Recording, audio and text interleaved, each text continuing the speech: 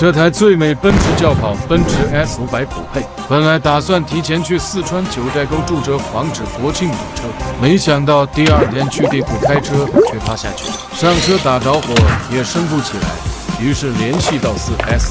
售后说是减震漏气导致的趴窝，这种情况是要换新2条前减震，报价是5万多，还要3天的调货周期。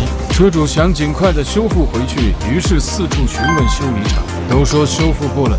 好在车友群里有个大哥在我们这里维修过减震，说我们维修减震质量服务都还不错，车主没有犹豫就开了过来。维修师傅把机芯修复完成后，就可以组装减震了。那么你认可这样的维修吗？